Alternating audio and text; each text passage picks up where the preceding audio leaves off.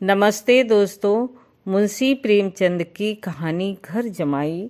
हरधन जेठ की दोपहरी में ऊँख में पानी देकर आया और बाहर बैठा रहा। घर में से धुआं उठता नजर आता था। छन छन की आवाज भी आ रही थी। उसके दोनों साले उसके बाद आए और घर में चले गए। दोनों सालों के लड़के भी आए और उसी तरह अंदर दाखिल हो गए, पर हरधन अंदर न जा सका। इधर 1 महीने से उसके साथ यहाँ जो बर्ताव हो रहा था और विशेषकर कल उसे जैसी फटकार सुननी पड़ी थी, वो उसके पाँव में बेड़ी सी डाले हुए था। कल उसकी सासी ने तो कहा था, मेरा जी तुमसे भर गया, मैं तुम्हारी जिंदगी भर का टीका लिए बैठी हूँ क्या। और सबसे बढ़कर अपनी स्त्री की निठुरता ने उसके हृदय के टुकड़े टुकड़े कर दिए थे। वो बैठी ये फटकार सुनती रही, पर एक बार तो उसके मुंह से न निकला, अम्मा तुम क्यों इनका अपमान कर रही हो। बैठी गट सुनती रही। शायद मेरी दुर्गत पर खुश हो रही थी। इस घर में वो कैसे जाए, क्या फिर वही गालियाँ खाने, वही फटकार सुनने के लिए। और आज इस घर में जीवन के 10 साल गुजर जाने पर ये हाल हो रहा है। मैं किसी से कम काम करता हूँ। दोनों साले मीठी नींद सोते रहते हैं और मैं बैलों को सानी पानी देता हूँ, छुआटी काटता हूँ। वहाँ सब लोग पल पल में चिलम पीते हैं। मैं आंखें बंद किए अपने काम में लगा रहता हूँ। संध्या समय घर वाले गाने बजाने चले जाते हैं। मैं घड़ी रात तक गाय भैंस धोता रहता हूँ। उसका ये पुरस्कार मिल रहा है कि कोई खाने को भी नहीं पूछता, उल्टे गालियाँ मिलती हैं। उसकी स्त्री घर में से डोल लेकर निकली और बोली, जरा इसे कुएं से खींच लो, एक बूंद पानी नहीं है। हरदन ने डोल लिया और कुएं से पानी भर लाया। उसे जोर की भूख लग रही थी। समझा अब खाने को बुलाने आवेगी, मगर स्त्री डोल लेकर अंदर गई तो वहीं की हो रही। हरिधन थका मांदा क्षुधा से व्याकुल पड़ा पड़ा सो गया। साहस उसकी स्त्री गुमानी ने आकर उसे जगाया। हरधन ने पड़े पड़े कहा, क्या है, क्या पड़ा भी ना रहने देगी या और पानी चाहिए। गुमानी कटु स्वर में बोली, गुर्राते क्यों हो, खाने को तो बुलाने आई हूँ। हरदन ने देखा उसके दोनों साले और बड़े साले के दोनों लड़के भोजन किए चले आ रहे थे। उसकी देह में आग लग गई। मेरी अब ये नौबत पहुँच गई कि इन लोगों के साथ बैठकर खा भी नहीं सकता। ये लोग मालिक हैं, मैं इनकी जूठी थाली चाटने वाला हूँ। मैं इनका कुत्ता हूँ जिसे खाने के बाद एक टुकड़ा रोटी डाल दी जाती है। यही घर है जहाँ आज से 10 साल पहले उसका कितना आदर सत्कार होता था। साले गुलाम बने रहते थे, सास मुँह जोती रहती थी, स्त्री पूजा करती थी। तब उसके पास रुपये थे, जायदाद थी। अब वो दरिद्र है, उसकी सारी जायदाद को इन्हीं लोगों ने कूड़ा कर दिया। अब उसे रोटियों के भी लाले हैं। उसके जी में एक ज्वाला सी उठी कि इसी वक्त अंदर जाके सास को और सालों को भिगो भिगो कर लगाए, पर जब्त करके रह गया। पड़े पड़े बोला, मुझे भूख नहीं है, आज ना खाऊंगा। गुमानी ने कहा, ना खाओगे मेरी बला से। हाँ, नहीं तो खाओगे तो तुम्हारे ही पेट में जाएगा, कुछ मेरे पेट में थोड़े ही चला जाएगा। हरदन का क्रोध आंसू बन गया। ये मेरी स्त्री है जिसके लिए मैंने अपना सर्वस्व मिट्टी में मिला दिया। मुझे उल्लू बनाकर ये सब अब निकाल देना चाहते हैं। वो कब कहाँ जाए, क्या करे। उसकी सास आकर बोली, चलकर खा क्यों नहीं लेते जी, रुकते किस पर हो। यहाँ तुम्हारे नखरे सहने का किसी में भूता नहीं है। जो देते हो वो मत देना, और क्या करोगे, तुमसे बेटी ब्याही है, कुछ तुम्हारी जिंदगी का ठीका नहीं लिखा है। हरदन ने मर्माहत होकर कहा, हाँ अम्मा, मेरी भूल थी कि मैं यही समझ रहा था। अब मेरे पास क्या है कि तुम मेरी जिंदगी का ठीका लोगी। जब मेरे पास भी धन था तब सब कुछ आता था, अब दरिद्र हूँ, तुम क्यों बात पूछोगी। बूढ़ी सास भी मुंह फुलाकर भीतर चली गई। बच्चों के लिए बाप एक फालतू चीज है, एक विलास की वस्तु है, जैसे घोड़े के लिए चने या बबुओं के लिए मोहन भोग। माँ रोटी दाल है, मोहन भोग उम्र भर न मिले तो किसका नुकसान है, मगर एक दिन रोटी दाल के दर्शन न हो तो फिर देखिए क्या हाल होता है। पिता के दर्शन कभी कभी सांझ सवेरे हो जाते हैं। वो बच्चे को उछालता को दुलराता है, कभी गोद में लेकर या उंगली पकड़कर सैर कराने ले जाता है, और बस यही उसके कर्तव्य की इति है। वो परदेश चला जाए, बच्चों को परवाह नहीं होती है, लेकिन माँ तो बच्चे का सर्वस्व है। बालक एक मिनट के लिए भी उसका वियोग नहीं सह सकता। पिता कोई हो उसे परवाह नहीं, केवल एक उछलने कूदने वाला आदमी होना चाहिए, लेकिन माता तो अपनी ही होनी चाहिए। 16 आने अपनी, वही रूप, वही रंग, वही प्यार, वही सब कुछ। वो अगर नहीं है तो बालक के जीवन का सूत्र मानो सूख जाता है। फिर वो शिव का नंदी है, जिस पर फूल या जल चढ़ाना लाजिम नहीं, अख्तियारी है। हरधन की माता का आज 10 साल हुए देहांत हो गया था। उस वक्त उसका विवाह हो चुका था। वो 16 साल का कुंवार था, पर माँ के मरते ही उसे मालूम हुआ मैं कितना निस्सहाय हूँ, जैसे उस पर उसका कोई अधिकार ही ना रहा हो। बहनों के विवाह हो चुके थे, भाई कोई दूसरा ना था, बेचारा अकेले घर में जाते भी डरता था। माँ के लिए रोता था, पर माँ की परछाई से डरता था। जिस कोठरी में उसने देह त्याग किया था, उधर वो आंख तक न उठाता। घर में एक बुआ थी, वो हरदन का बहुत दुलार करती। हरदन को अब दूध ज्यादा मिलता, काम भी कम करना पड़ता। बुआ बार बार पूछती, बेटा तुम कुछ खाओगे? बाप भी अब उसे ज्यादा प्यार करता, उसके लिए अलग एक गाय मंगवा दी। कभी कभी उसे कुछ पैसे भी दे देता कि जैसे चाहे खर्च करे, पर इन मरहमों से वो घाव ना पूरा होता जिसने उसकी आत्मा को आहत कर दिया था। ये दुलार और प्यार उसे बार बार माँ की याद दिलाता। माँ की घुड़कियों में जो मजा था, वो क्या इस दुलार में था? माँ से मांग कर, लड़कर, ठुनक कर, रूठ कर लेने में जो आनंद था, वो क्या इस भिक्षादान में था? पहले वो स्वस्थ था, मांगकर खाता था, लड़कर खाता था। अब वो बीमार था, अच्छे से अच्छे पदार्थ उसे दिए जाते थे, पर भूख न थी। साल भर तक वो इस दशा में रहा।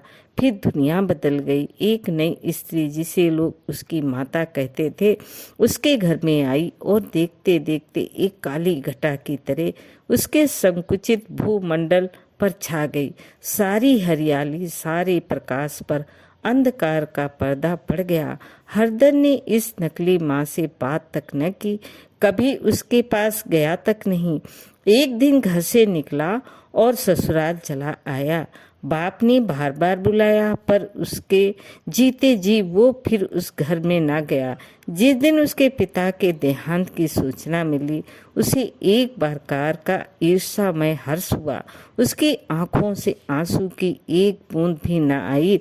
इस नए संसार में आकर हरधन को एक बार फिर मात्र स्नेह का आनंद मिला। उसकी सास ने ऋषि वरदान की भांति उसके शून्य जीवन को विभूतियों से परिपूर्ण कर दिया। मरुभूमि में हरियाली उत्पन्न हो गई। सालियों की चुहल में, सास के स्नेह में, सालों के वाक विलास में, स्त्री के प्रेम में उसके जीवन की सारी आकांक्षाएं पूरी हो गई। सास कहती, बेटा तुम इस घर को अपना ही समझो, तुम ही मेरे आंखों के तारे हो। वो उनसे अपने लड़कों की, बहुओं की शिकायत करती।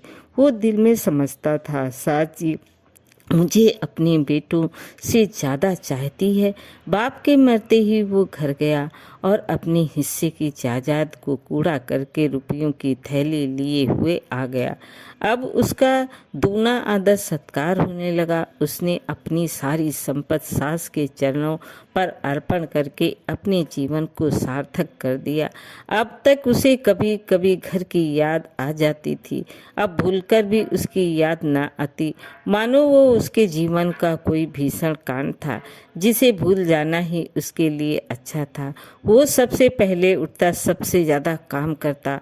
उसका मनोयोग, उसका परिश्रम देखकर गांव के लोग दांतों तले उंगली दबाते थे। उसके ससुर का भाग बखानते थे, जिसे ऐसा दामाद मिल गया। लेकिन ज्यों-ज्यों दिन गुजरते गए उसका मान सम्मान घटता गया। पहले देवता, फिर घर का आदमी, अंत में घर का दास हो गया। रोटियों में भी बाधा पड़ गई, अपमान होने लगा। अगर घर के लोग भूखों मरते और साथ ही उसे भी मरना पड़ता, उसे जरा भी शिकायत न होती।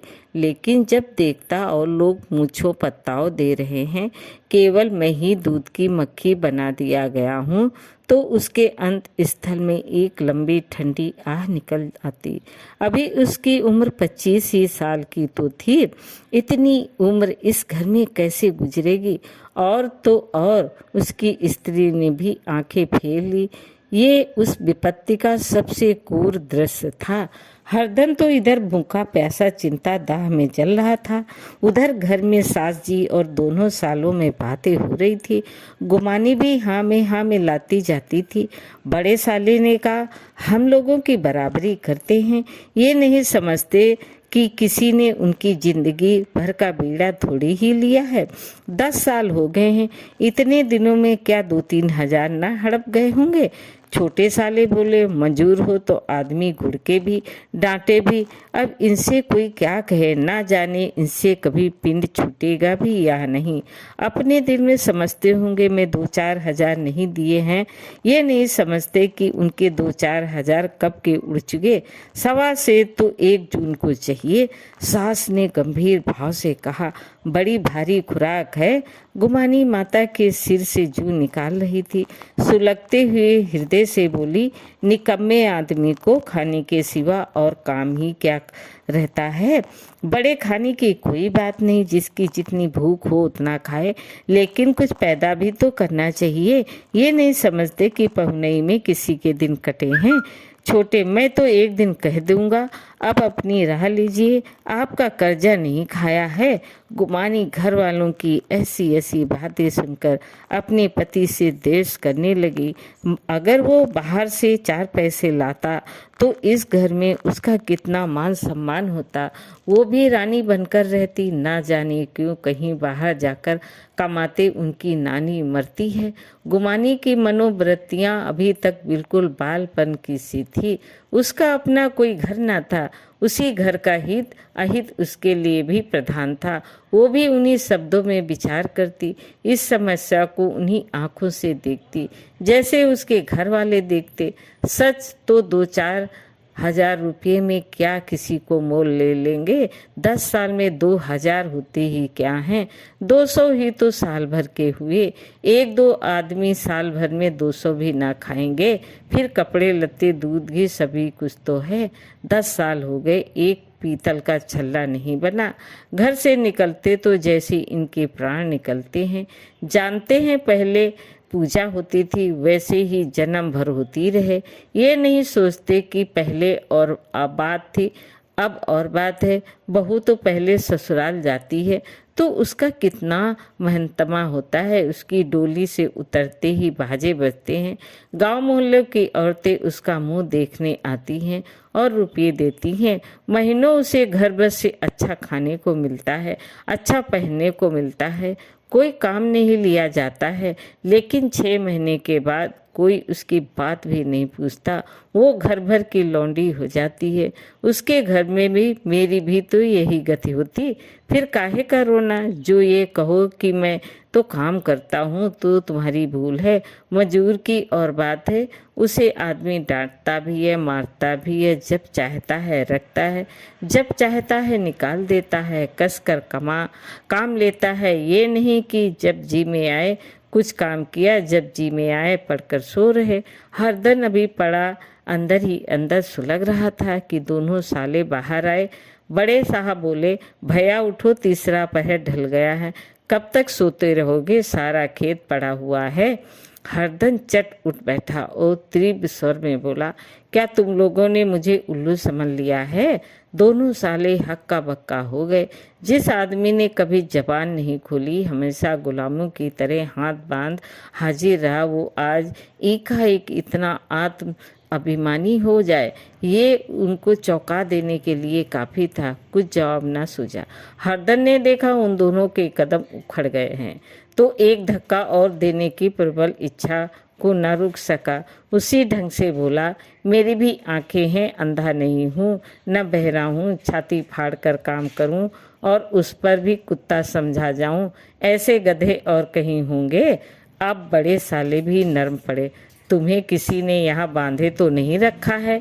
अब की हरदन लाजवाब हुआ, कोई बात न सूझी। बड़े ने फिर उसी ढंग से कहा, अगर तुम यहाँ चाहो कि जन्म भर पहुने बने रहो और तुम्हारा वैसा ही आदर सत्कार होता रहे, तो ये हमारे बस की बात नहीं है।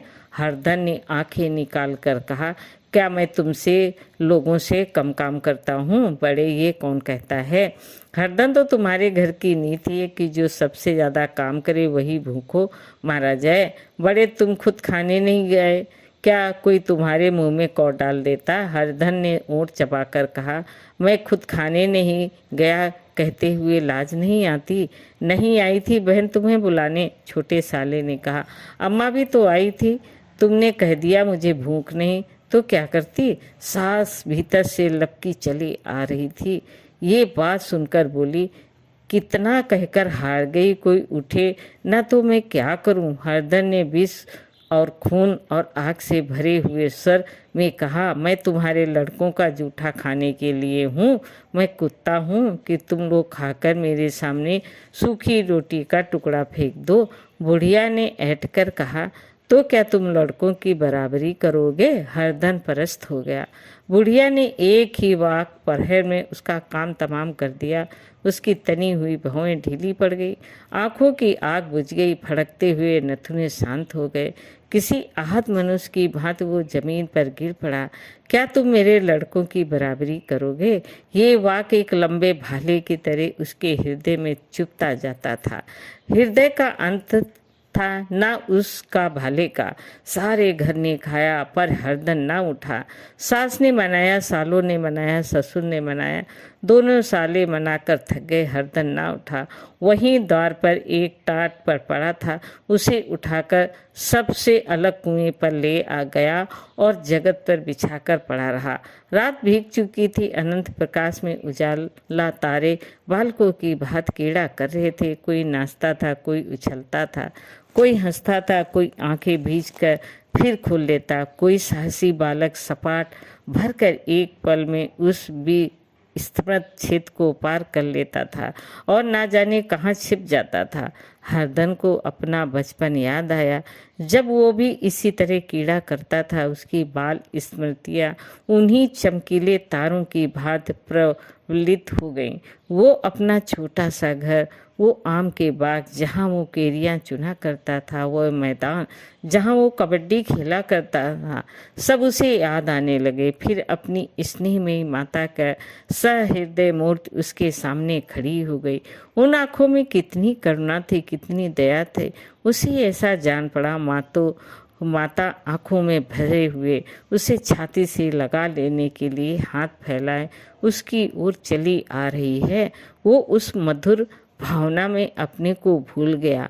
ऐसा जान पड़ा मानो माता ने उसे छाती से लगा लिया है और उसके सिर पर हाथ फेर रही है।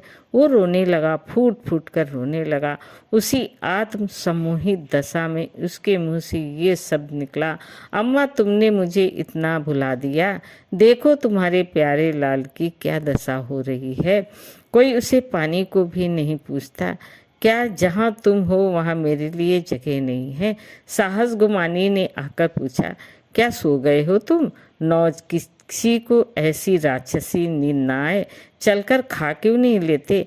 कब तक कोई तुम्हारे लिए बैठा रहे?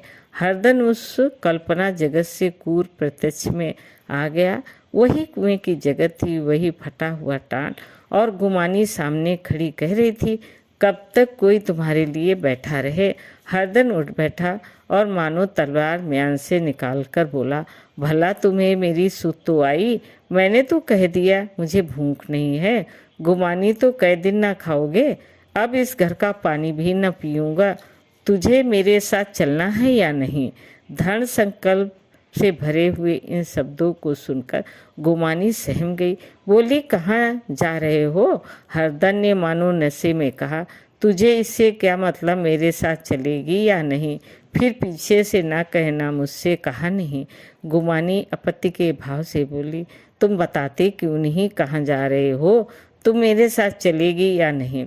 जब तक तुम बताओगे नहीं मैं नहीं जाऊंगी। तो मालूम हो गया तू नहीं जाना चाहती। मुझे इतना ही पूछना था, नहीं अब तक मैं आधी दूर निकल गया होता। ये कहकर वो उठा और अपने घर की ओर चला। गुमानी पुकारती रही, सुन लो, पर उसने पीछे फिर कर भी न देखा। 30 मील की मंजिल हरदन ने 5 घंटे में तय की। जब वो अपने गांव की अमराइयों के सामने पहुंचा तो उसकी मातृ भावना उषा की सुनहरी गोद में खेल रही थी। उन वृक्षों को देखकर उसका विहल हृदय नाचने लगा। मंदिर का वो सुनहरा कलश देखकर वो इस तरह दौड़ा मानो एक छलांग में उसके ऊपर जा पहुंचेगा।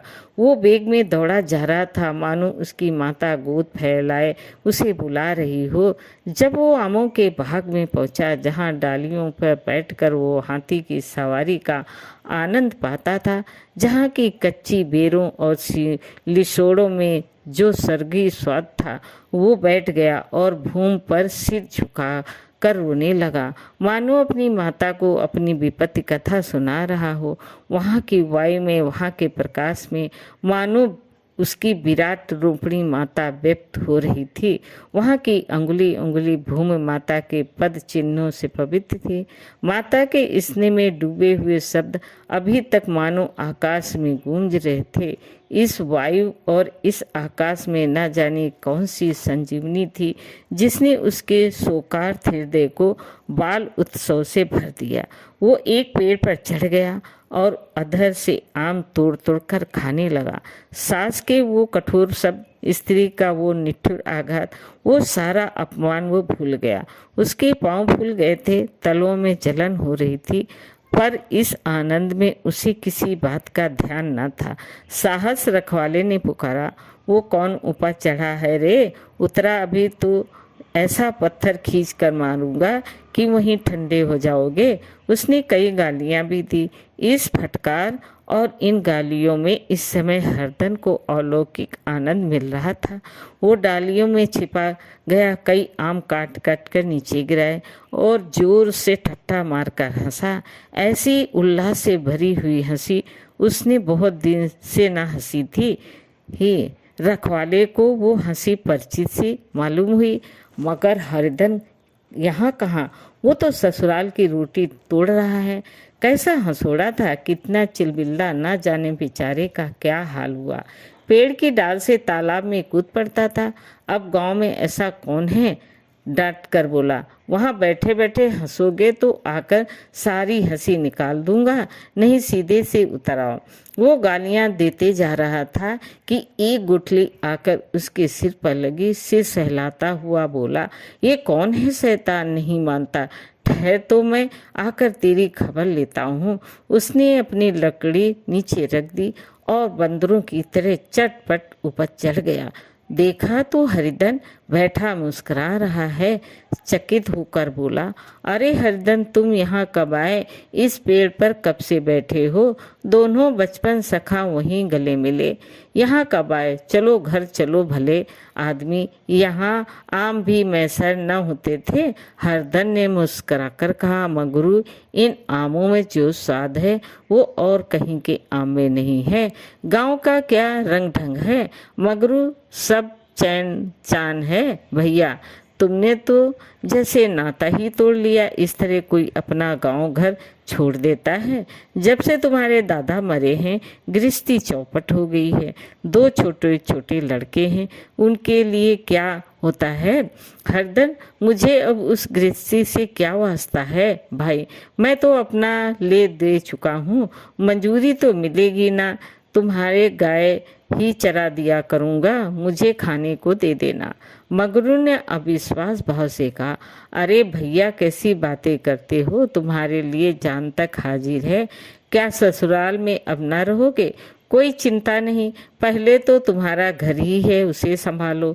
छोटे छोटे बच्चे हैं, उनको पालें तुम नई अम्मा से नहीं डरते हो, बड़ी सीधी है बेचारी, बस अपनी माँ ही समझो, तुम्हें पाकर तो निहाल हो जाएगी। अच्छा घरवाली को भी तो लाओगे, हरदन उसका अब मुंह न देखूंगा, मेरे लिए वो मर गई, मगरू तो दूसरी सगाई हो जाएगी।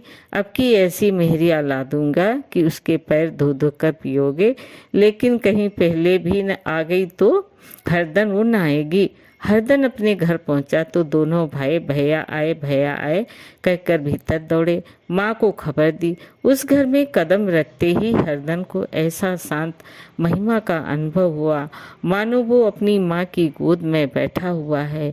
इतने दिनों ठोकर खाने से उसका हृदय कोमल हो गया था। जहाँ पहले अभिमान था, आग्रह था, हेकड़ी थी, वहाँ अब निराश थी, पराजय थी और याचना थी। बीमारी का जोर कम हो चला था, अब उस पर मामूली दवा भी असर कर सकती थी। किले की दीवारें छिद चुकी थी, अब उसमें घुस जाना असह्य न था। वही घर जिससे वो एक दिन विरक्त हो गया था, अब गोद फैलाए उसे आश्रय देने को तैयार था। हरदन का निरअवलंबन मन वो आश्रय पाकर मानो तृप्त हो गया। शाम को विमाता ने कहा, बेटा तुम घर आ गए, हमारे धनभाग, अब इन बच्चों को पालो। माँ का नाता न सही, बाप का नाता तो है ही।